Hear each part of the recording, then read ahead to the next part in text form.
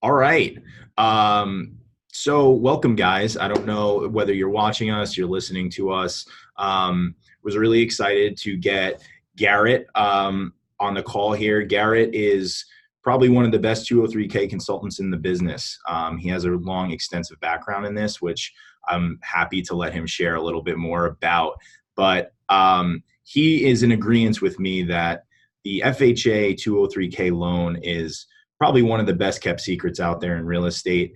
And the reason being is, there's very few people that really know this and have had the patience to learn this and how to use it and how to do it effectively. I myself was someone that got stuck in a situation where I was dealing with a lot of parties that had no experience in this 203K thing. And luckily still saw the benefits even after I got through the whole thing. So, Garrett, welcome. Thank you so much for doing this interview with me. I know it's going to help so many people. It's really important that people get clarity on how this process is supposed to work from start to finish. So let's get started with telling me a little bit about yourself, how you got started into this line of the business, what you've done with it so far, and where you are right now. Well, my background is mostly in home inspection and construction. I've been a home inspector, was an ASHI home inspector for over 20 years. And I always been in and out of construction all my adult life. Mm-hmm. Back in 1992, FHA in Chicago knew me because I used to own the oldest and the largest building inspection company in the Midwest. FHA in Chicago called me and asked me if I'd be willing to go to Washington because they had a loan that was not performing. And at the time, Bill Clinton was screaming about home ownership. So FHA pulled out this old loan that was there, and they asked about 30 of us from around the country to come and see if we could help, look it over and rewrite it or do whatever we had to do. Well, I wound up going back and forth to Washington, D.C. twice a month for 9 months. And that's how long it took us to get this loan into a workable scenario. After we had it all put together and basically set up, I didn't have the confidence that it was going to work, but I wasn't going to put my name and my reputation on something that didn't work. So I did a 203K myself as a buyer. I purchased a home, we did some rehab on it, and I went through all the scenario that a home buyer would go through and gain that experience. I had the experience of the inspector and the contractor. My ex-wife used to be an underwriter for a mortgage company. So when the kids were little and that, we'd put them to bed and I would turn around and underwrite files. So I got the experience of the underwriting. Back in the day, we had a problem with appraisers because appraisers are trained and educated to derive all their information from history. Now we're asking them to look into the future. And we had such a problem with appraisals that I flew all over the country taking appraisal classes, got my appraisal license, but never did an appraisal. I did it strictly for the education so I could fight with appraisers eye to eye. I like it. Basically, that's where I've been. I've flown all over the country. And during my speeches, I used to say that I became a home inspector with frequent flyer miles. That's awesome. But I've trained over 400 consultants nationally in the 90s. My approach today is that this program has been so good to me all these years, and I have no problem giving back. Therefore, I'm here discussing it with you. That's amazing. Thank you so much. Your background is the best. I could ask for, because you pretty much just did what people like myself would do, right? Like you don't understand how to do it, so you learn it yourself. That way you can actually feel like you can argue with someone over something, kind of like you said with the appraisers. How many 203K loans have you done? Whoa. Big number, I'm sure, but I'm really interested. We were basically the only game in town in the 90s, and I had 14 inspectors working for me that I got approved as consultants. And we were doing between 30 and 50 203Ks a month. Wow. That's amazing. I did that for about 12 years. But Chicago is a very particular animal because there's a ton of vacant and abandoned buildings. Yeah. And one day I was sitting at my pool looking up at the sky and came up with an idea. And the idea was live rent free. Let me show you how. So I put that little ad in the Chicago Sun-Times one day, and our phones were going off the hook. Girls wanted to kill me because the methodology there is that if you purchased a 3-flat building for $75,000, you put $100,000 into it, you've got $175,000 loan, and the loan payment is $1,000 a month. But what you can do is you can rent the 2 apartments upstairs for $1,000 a month each, and you can live rent free and not have to worry about all the other stuff. You wind up making money living in these properties, and Exactly. it was a very, very people got excited over it, and I got I was known as the guy that wears the cowboy boots with a suit. I love it. If you go to Chicago today and you mention my name or you mention 203K, they're going to tell you that's the guy that wears the cowboy boots with the suit. Love it. Oh, hey, listen, everyone's got to have their claim to fame, right? That's great. But you left a lasting impression on the area, which is incredible. Well, I semi-retired, moved down here to Georgia in 2002 and never really kept track of anything. But last year, being semi-retired, I did 87 203Ks out of semi-retired. There you go. If you divide that 87 into 12 months, it comes to 9 days a month. Yep. So it's a pretty good living working part-time. Right. Yeah. I mean, listen, and it's something that you're passionate about and something that well enough where, you kind of just are doing it at your own pace and what you know, and you're doing it right. That no one can really contest you on anything because you're damn near the person that had their hands in inventing this new version of it. So that's really cool.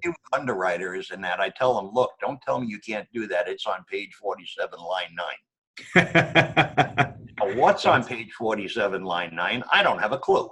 Right. But it makes them pick up the manual. Right. And they should. Email back saying, oh, well, we found that on page 167. And I'm like, yes, I got you. Made you read it. Manual. And that. But yeah, today, unfortunately, the purchase business is down because we don't have enough inventory to sell the people that are in demand, at least here in Atlanta. The refi business is down because everybody that was going to refi already has. Right. And the new construction business is down. Mm-hmm. So you've got every Tom, Dick, and Harry lender trying to get involved in 203Ks, right. And most of them don't have a clue. They're coming in with all their own overlays and all these other little nuances that they want to put into the loan, and unfortunately, it's a problem. Right. So if you are going to go to a lender that's already suffered the lumps and bumps, guy that's done 203Ks before and knows what he's doing, and you can slam dunk these loans. Right. So let's get into that a little more. So, I always tell people when they want to start getting into looking into doing a 203K for whatever reason, whether it to do something like you said, which is actually what I did, and which was, game changer for me, jump started my real estate buying career. It opened a lot of doors for me, which is to, buy a distressed property that's a multi-unit, live in one of the units, rent out the other one, and basically live for free. And then I have since moved out. That was a couple of years ago. Moved in with my wife, and that house now is a cash flowing asset for me, which is great. But, I try to tell people the number one thing that can make or break this loan is picking a lender that knows what they're doing with this. And like you just said, I mean, what I'm finding is any Tom, Dick, or Harry, these mortgage brokers, they need to write loans to put money on their table, right? So maybe they haven't done it before, but they're not going to turn someone down that's interested in it. But, what ends up happening is, they bite off a lot more than they can chew and they fall into a big trap. So tell me, I know on our last call when we spoke privately, you told me a little bit about how you can find the biggest lenders in your area. So that's one great tip. So I want you just to remind people on what are, in addition to that tip, I want you to explain it to them. What else are other ways that you could really make sure that you're getting the right lender? Questions that you should ask the lender in your experience? Well, number one, the question is how many 203Ks have you done, or how many are done? Right. Now, FHA puts out a report every month. It's called the 203K endorsement report. So if you just Google that, it'll bring you to the FHA webpage, and it's a report that records all the 203Ks that were insured that month. Mm-hmm. And it breaks it down by not by area of the country, major cities, and it breaks it down by lenders. So any consultants listening to this, that's the place you want to go to, so you can find out who all the big 203K players are. Absolutely. Then for somebody looking to do a 203K, a buyer, and that they can go to that website, they can find out who the big player in their area is, and then they can go to that company because they know they already got the experience and the knowledge. Right, absolutely. And I'd say, even to take it another step further, is once you call that company, say who handles all the 203K loans in this market, right? Because there's going to be one guy that's doing it. It's not like everyone in that office, maybe a couple, but from what I've found, since I started this community, talking with a lot of people in the 203K space, there's a lot of lenders that, they're big lenders, but then they have small guys that have their niche. And, this is definitely a niche thing, doing renovation loans, namely 203K loans. So that's extremely important. So that's really kind of the first step. Then, so the way my 203K went, I found out from you, wasn't really how they should go. So if you want to give, I think if you can give like an overview of how the 203K process should go, from start to finish, from the buyer finding an interest in a property to closing. Give me like the 5,000, 50,000 foot overview of how that process should go from a professional standpoint like you. Well, to go out and find a property, the first thing you'd want to do is go to a realtor and tell a realtor, I want to find the shittiest property you got. That's great. Good first step. Start out at the bottom. And then what you'll do is a realtor will show you these properties. Now, what I normally teach is for people to back into the deal. And when I say back into it, is when you go to this property, I don't care what it is or how much it costs. I want to know what the end value is going to be. What's the high end of this neighborhood? So that's good information for a consultant to have when the consultant comes on board, because as a consultant, I'm going to do a little bit of a feasibility study when I first walk in the door. What I'm going to do is I'm going to ask you, how much did you pay for that property? Then you'll tell me you paid $100,000. Then I'm going to ask you, what is the end value of this property? What's everything else in this area worth? And they'll tell me it caps out at about 150. So it doesn't take a brain surgeon to figure out that if I'm buying it for 100 and it's worth 150, I got a $50,000 budget, right? Right. Yep. Third question I'm going to ask the borrowers is, how much have you been pre-qualified for?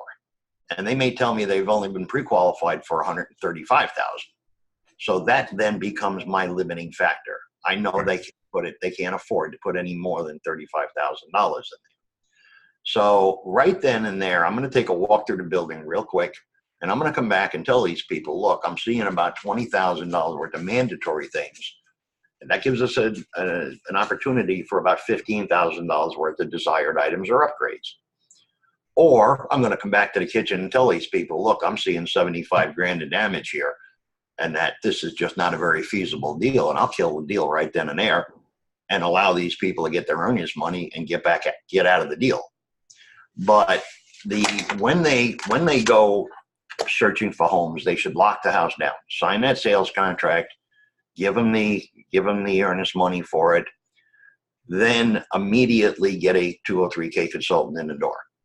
Because now, sorry to interrupt you on that. So now I found that my lender was kind of slow on that. How would you recommend making sure that 203K consultant is the next person in that building?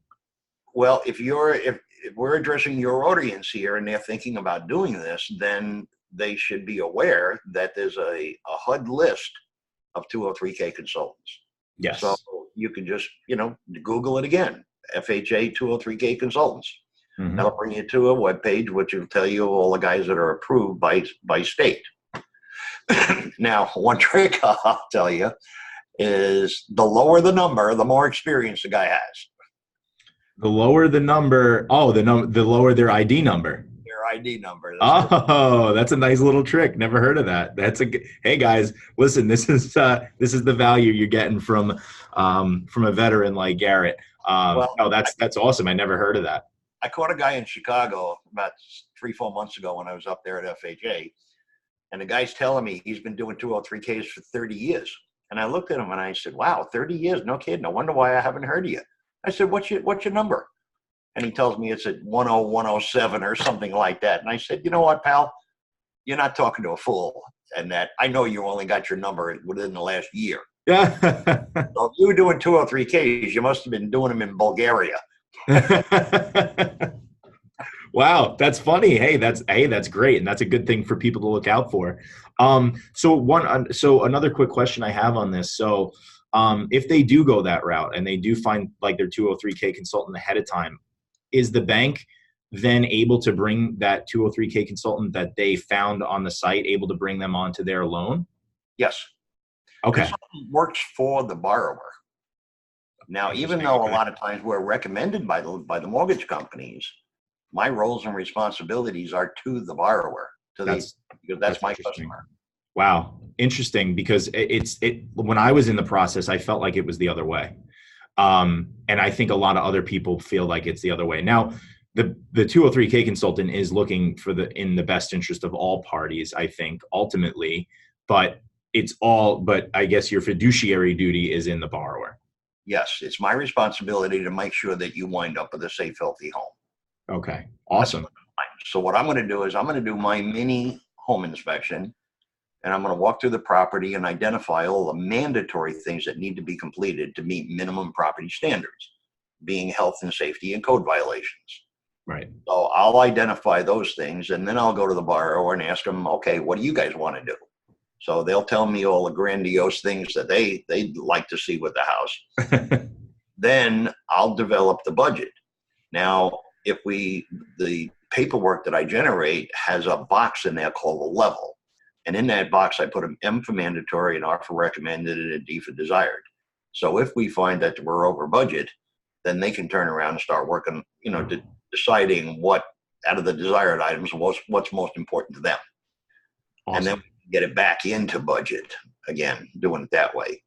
Once we lock the scope of work down, then I give them a duplication of my estimate, but it doesn't print the dollars. That's called a bid on repairs report. So what we do with that is we give that to 2, 3, 4 different contractors, and they can fill in the blanks. Now, historically, it takes contractors forever to put anything in writing. So sure does. The consultant's already done all the writing, so it's already there. So what's going to happen is the people are going to get these bids back faster. Okay. Number one. Number two is they're going to be assured that every contractor is bidding on exactly the same thing, and nobody's up there trying to upsell them. Right. Okay? Contract. Leveling the bids, right? That's what we know in the construction industry, but very important, extremely important. Absolutely. And then this way, when the owner or the homeowner gets these bids back, then they can determine which contractor they're most comfortable with. Right. The contractor works directly for the homeowner. Right. And so has no roles and responsibilities or any authority with the contractor. Awesome. So while we're on the topic of contractors, obviously a huge concern of everyone that I talk to, people that follow me, people that are interested in doing this themselves, they're super intimidated by the contractor hiring process, getting them involved, making sure they hire the right one. In your years of experience, what do you think for the borrower? What are the best courses of action that a borrower can take to make sure they really get the best contractors for their 203K loan? Because another concern there too is it's a lot of paperwork. They want to make sure that these guys that are coming on are willing to put up or shut up, basically. So what suggestions do you have for finding the right contractors that are going to be willing to do this type of loan? Well, the word of mouth is always the best advertising anybody can ever have. Okay, so you want to be talking to your relatives and your friends and maybe the realtors and that, because they can usually give you a couple of names of some guys locally that will get involved in rehab jobs. If you're having a difficult time finding a contractor, or you can't find one that you're comfortable with, there's always Angie's List that's out there, and there's always the Home Advisors. Right. Now, these are two internet lead generation sites and that, but they've vetted all these contractors that are on there, and they'll send you up to 4 different contractors for the one job. So all these contractors are licensed and insured properly, and that they've all got ratings and reviews. And I myself was on Home Advisors for a few years when I was down here. Mm-hmm. Now they rate you based on a 1 to 5, and out of a possible 5, I had a 4.87. So I was a contractor. I did what I said I was going to do without any drama. My prices were reasonable and the work was good, so I got good reviews. But that's 2 ways to go if you're not comfortable with the guys that you're talking to. Sure. Do you find that there's a shell shock with some of these contractors with finding out what they need to do with it? So I've heard a couple different conflicting things, and maybe you can kind of solidify this. So my bank said that the contractor wasn't able to get any startup costs, but then I don't know what happened. I don't know if this was right or wrong, whatever. They did give me a couple $1,000s on the front end to get my contractor started with some materials. I wasn't sure if they were allowed to do it, but they said they would because my contractor asked for it. As far as like making sure that they're filling out the paperwork, the draw schedule, everything like that, did you see any resistance with contractors? And is there anything that you would say to kind of help contractors to know that this isn't a bad thing? This is something that is probably good for their business? Oh, absolutely. I train contractors also. A lot of the fears is they've got, big brother looking over their shoulder. And I try to explain to these guys is, look, I'm not the big badass inspector that everybody should be afraid of. Think of me as your friend and actually get all the money. So you do a good job and I'll get you the money, bottom line. Some of the contractors like that there's somebody like me involved in that, because they know I'm a construction guy. I can talk the talk and walk the walk. Right. So if something gets sideways in that, I always have the best advice to get it straightened out. And they know that I have not only the borrower's interest in mind, but I have their interest in mind too. Because if you look at the whole scenario, we all got the same vision. Get this job done. So sometimes I have to play mediator Yeah. in the middle and hold everybody's hand and that to get them to that end point. But most contractors are happy that the money is there. Right. They're happy that they can get paid at any point in time. The Fannie Mae loans and the other rehab loans that are out there, their guidelines is that they can give the contractors upfront money. Now, FHA just changed their policy a few months ago, and we can do it with FHA loans now also. Oh, interesting. Wow. Now, the issue is that FHA went and gave us this policy and procedure, but they never told us how to do it. They didn't give us the mechanics. So every lender out there is trying to do it different. So what we're advocating now as consultants is to bring that, have the contractor go get an order from Home Depot or Lowe's or whatever, send the order to me. What I'll do is I'll review it, and then I'll go through it, and I'll authorize the release of the startup materials. Oh, okay. A lot of contractors are giving us material bids that have toilets and light fixtures and carpet, and it's like, no, that's not what we're doing. Right. Yeah, let's get the ball off the ground first before we start getting finished fixtures and stuff like that. The regulation is up to 50% of the material that's in the SOR line items. Okay. Wow. That's okay. I've never heard of that before. That's cool to know. All right. That's the rule. Wow. Awesome. But that upfront money is not meant to fund their payroll. I get guys saying, well, my HVAC guy wants 25% up front. It's like, look, he's a subcontractor. I can't do that.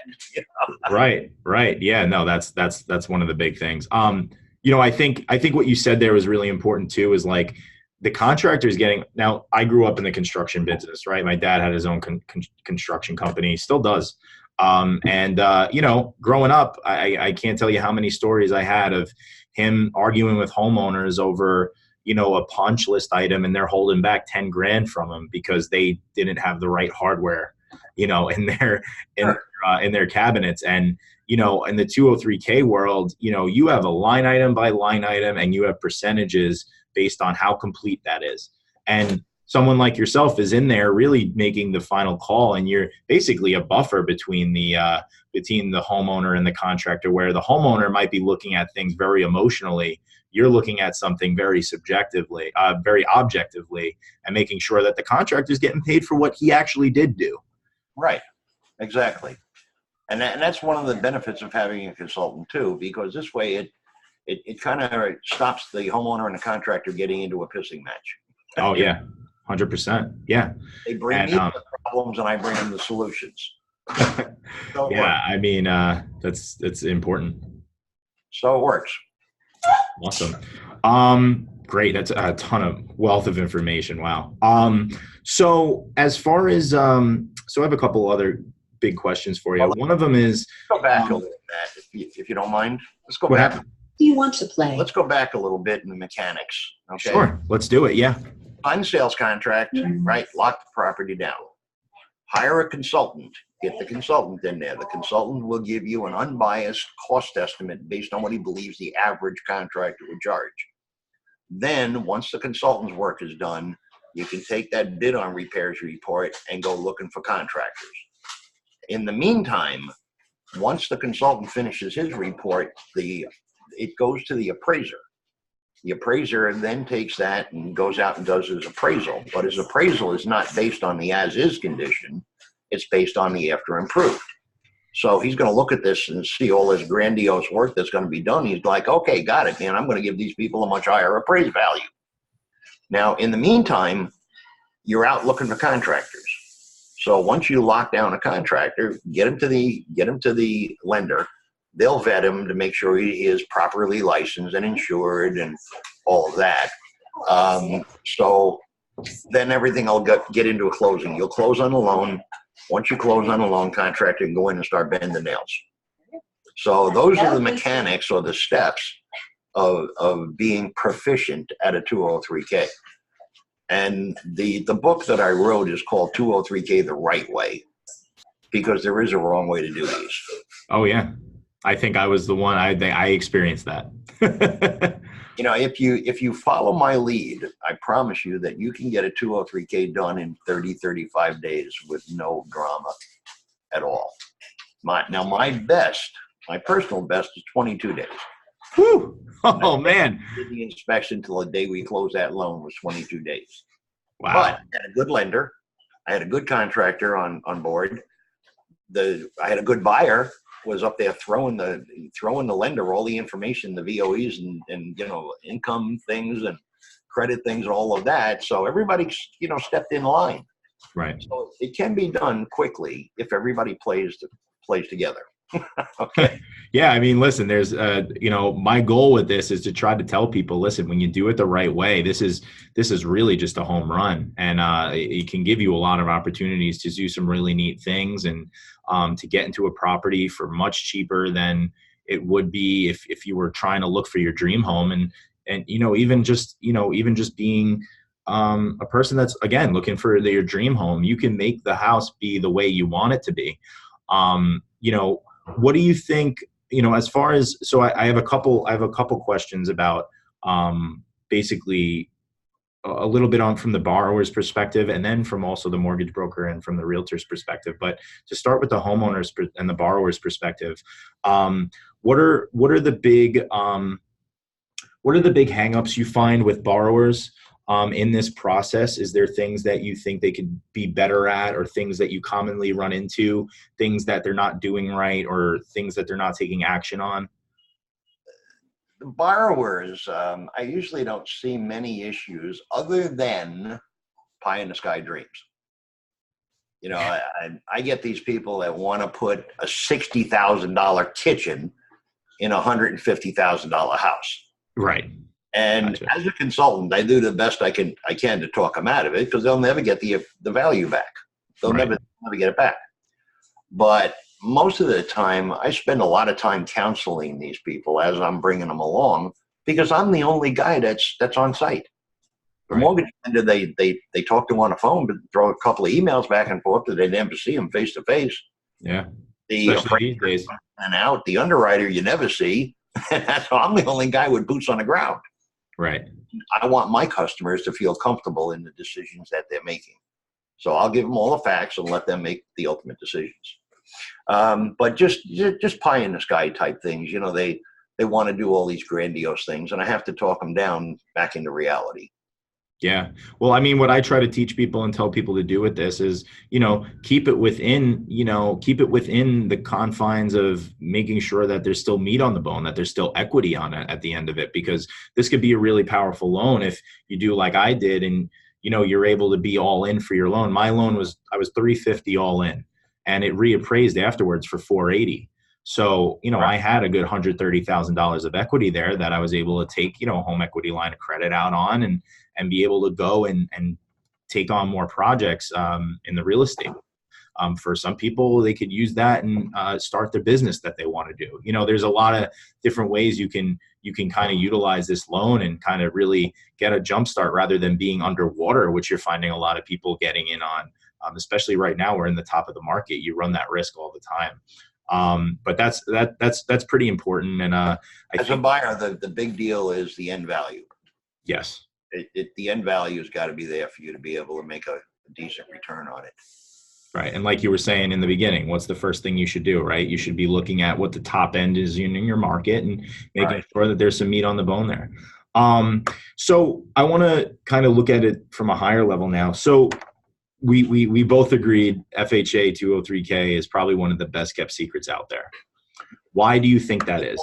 I've been saying that for 30 years, that exact phrase, that this is HUD's best kept secret. But if you understand who HUD is an insurance company. Right. They're not lending you the money. All they're doing is guaranteeing the mortgage company that if they follow their guidelines and the loan goes belly up, then FHA will buy the loan back. So it's nothing more than insurance for the lender. But FHA has no impetus to go out there and promote this program or do any advertising or anything else like that, because it's just not a big deal. Right. But that, So then what would you say to, and I'm sure you've already said it to many, but what is your message that you typically have for loan officers, mortgage brokers, and realtors on why they should be pushing this more? Well, when I train realtors, I train them with a different focus. I not only tell them what they can do with the product, but also how to sell a vision. Because somebody will come to a realtor and they'll say, look, I need 3 bedrooms, I need a 2-car garage, I need a fenced yard. And the realtor will then try to assemble a few properties to take them out and look at. So the realtor will take them around all 5 of those properties, and they won't buy any of the 5. What the realtors don't do is they don't stop these people at the door and say, okay, what's wrong with this place? We discussed this in the office. We knew it's got everything that you want. It's got the location, the school district, everything else is there. So that if they ask that question, the borrowers will then come back to them with an honest answer and tell them, you know what, the kitchen's a little outdated, the bathrooms are a little outdated. We'd really like to have a bigger master bedroom combination. That's when the realtors have to stop and say, you know what, we can do that. Right. There are rehab loans available that we can get for you, and we can turn around and make this house anything that you want it to be. We can add that big room addition, master bedroom, bath suite on the back here. You can turn around, you can design your whole kitchen, 42-inch maple cabinets, granite tops, new stainless steel appliances. So you have to sell them that vision. And once you sell them that idea that, holy cow, this is possible, then all of a sudden they're going to perk up and pay attention. Yeah. And for realtors that are looking for an edge, man, How many are doing this, you know? Well, a realtor is accustomed to selling a product. Right. Oh, look at this beautiful living room here. Look at this really nice kitchen. Okay. Right. They're, they're accustomed to selling something that's right in front of them, a product. They're not accustomed to selling a vision. Right. It's so true. And you know, it's crazy because, you know, I have a lot of people that are coming to me and they're like, yeah, I spoke to my realtor. They said 203Ks are too crazy, not worth it. You know, this is what some people are up against sometimes. Same thing when they go to their lenders, right? They'll go to the first borrower that they know, maybe it's a family friend, something like that, and it has a bad connotation. You know, the lender will say, "No, it's too crazy. We don't do those. It's not worth the frustration." When I train realtors doing CE classes, that's the first thing I ask them is anybody here done a 203K? And one or two will raise their hands and I'll say, what's your experience been? And they'll ramble on about how bad it is. It takes too much time. It's too expensive. But, you know, I'll let them go through a minute or so of ranting. Okay. Right. Then I turn around and stop them and I tell them, you know what? I agree with you. But I can tell you why you've experienced that. And the reason is because you're not dealing with the right people. You put a good consultant in, a good lender, and, you know, da da da da da da. You do all of these things and you can slam dunk these loans. And if you learn how to sell these rehabs or these beat up pieces of property, you'll sell more houses a lot faster. Oh yeah. I mean, that's without a doubt. You know, I think, you know, again, part of why I started this whole thing is because when I was finished with this, I was just blown away that more people don't know about this. And if they do know about it, that it's only got a negative connotation. You know, I talk to a lot of people that are trying to get started in buying houses, starting investing in real estate, house hacking, as they call it these days, which, you know, my parents did it. It wasn't called house hacking. It was called, how the heck are we going to afford our mortgage? But it's, you know, buying one unit, renting out the basement, renting out the upstairs, renting out whatever portions of the property you can so that you can afford your mortgage. And this is like a really excellent way to do it. And it basically, I owe my real estate life and honestly my success in the last couple of years to that first property I did, because it opened up so many doors for me. So I'm so happy to be able to talk to you about this and talk to someone with your experience. Another problem with realtors is a lot of them have it in their mind that this is a gut rehab program. Oh, it surely, the house doesn't have to be gutted. Right. I mean, you can do a 203K with $5,000 worth of repairs. I mean, hell, you pop at $5,000 worth of appliances. So if you do a 203K, you get $5,000 worth of appliances. You spread that money over a 30-year period, which you'll never pay back. Right. And you got the brand new appliances. Hello. You don't have to spend $5,000 out of your pocket. You don't have to put $5,000 on a credit card or anything else like that to do that. Every house I go in needs floor coverings. All the floors are usually bad, and it needs a paint job. So today, the average single family house in the Atlanta area here has got about $4,000 worth of floors. And an interior paint job in your average house is close to $6,000-7,000. So you're talking about putting $10,000, $12,000 out of your pocket before you even move in the door. And people don't have that cash. Yeah, and how often are they usually looking at their top end of their price range, right? And sometimes that'll be something that may make or break them putting an offer in, is because they're just looking at like, wait, we're going to be house rich and cash poor at the end of this, and they're like, we're maxing out everything, we're using all our savings that we've ever had, and then you tell them that, but then it can lessen the blow when you tell them you have an option, like you just said, you can, you know, amateurize it over 30 years, which, you know, is really nothing when you think about it on your monthly payment. Well, you can do $300,000 worth of rehab on a K, and you can do $5,000. Yeah, that's great to know. I think that it puts it into perspective. Yeah, that's the spectrum of usage on a program. Yeah.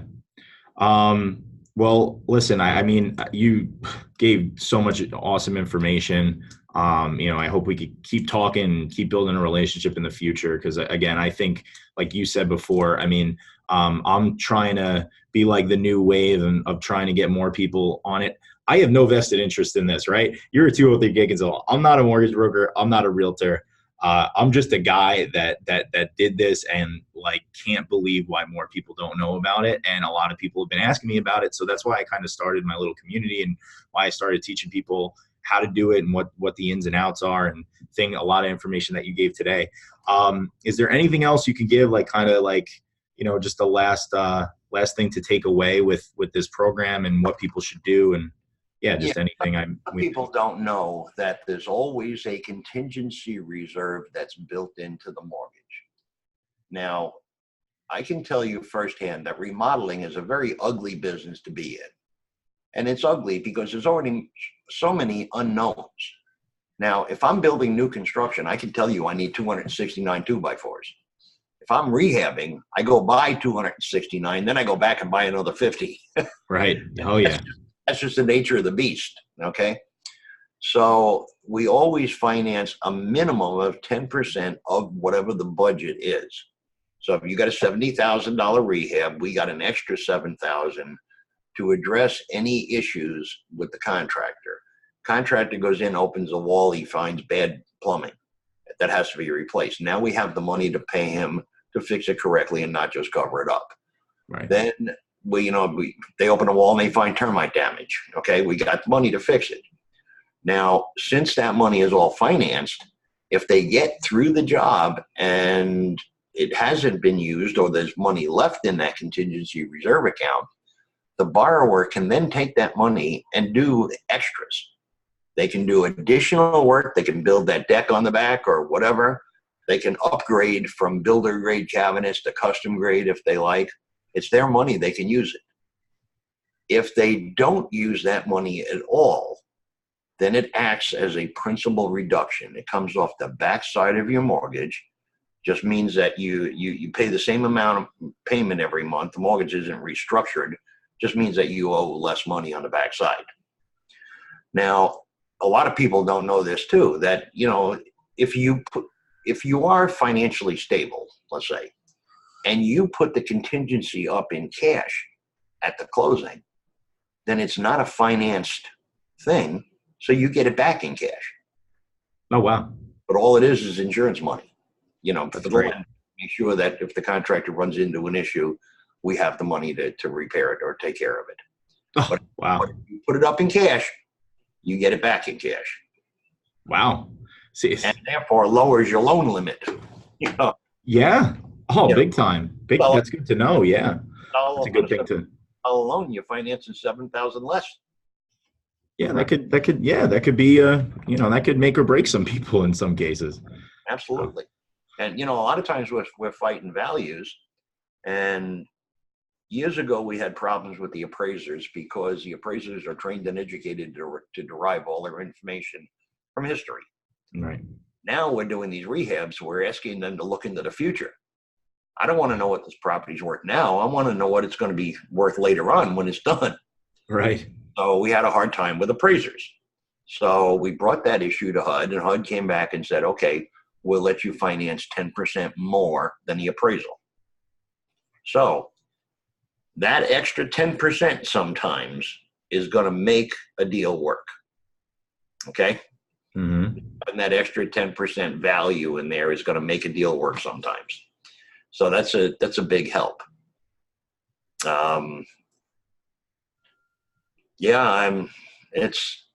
a great program. Yeah. I mean, listen, this is great. I think, I think there's so many things that are out there, so many details on this program that people just don't know. And you hashed out a lot of it. I think, just to wrap up, I think the biggest thing is knowing that process and knowing how the process should go. I think having that clarity going into this, for me, would have been worth its weight in gold. I mean, it just, something as simple as just knowing what the process should have been, is going to be, again, I'm looking at it, I'm seeing how valuable that is to know what it really was, because so few people know about it. But for anyone listening to this, or, on any end of the spectrum, whether you're listening to this and you're a borrower, you're a realtor, you're a mortgage lender, you're a contractor. It's good to know where they're supposed to fit in the puzzle. And, I think if we can get more people that are doing that, people maybe won't be as afraid of it anymore and taking advantage of some of it, getting rid of, in my area, in my neck of the woods. I mean, there's so many foreclosures on the market. It's really bad. I mean, they call them the zombie houses now, because there's just so many in Long Island, New York, whether it be from when Sandy hit us really bad, to the 2008, there's still houses that just completely got, crushed by that and were foreclosed on, that are still sitting there. So would help the economy too, if, more first-time home buyers and owner-occupied buyers that are coming in looking to get a new place to live, have an opportunity to do that in some of these areas. Well, that's where the best deals are. You can go to these foreclosure companies and the asset managers, and then you can buy a house directly from them. Mm-hmm. With a rehab loan, and then wind up having a wonderful house in the end. Yeah. But it's not going to be what it is today. That's what a lot of people need to realize. We have to look at that vision about what it's going to be. Right. Not what it is today. Yeah. If people saw the pictures of what my house looked like before I put money into it, I don't think anyone would have realized that it would have been salvageable. But well, Matt, you know my approach here, and that is, this business has been very good to me all these years, and I have no problem giving back. So my door is always open, my phone's always turned on. If you need something from me, or one of your listeners, needs something, and that I'll always be available to guide them through the process. Garrett, I'm super grateful for that, and definitely will take you up on that. I know this is going to get a ton of good reactions from people and help a lot of people. So thank you so much for doing this. And I'll make sure to loop you into anyone that maybe seems like they're in a rough situation, and we'll defer over to you and see how they can maybe mitigate it, or where they should go next, because I'm sure it might happen. Well, it's funny that you say that, because that's about probably 25% of my business. Oh, wow. Putting out fires now. The lender will say, hey, this K is upside down, and and they fired the consultant, they fired the contractors. And so, but I'm one of a very few that knows how to put these back together. Yeah. And that's why you want to deal with a consultant that's got a lower number, right? Because the experience and the knowledge, and he's already suffered all lumps and bumps. Oh, but anything I can do to help, and that, feel free to tap in and give me a shout. All right, Garrett, thank you so much.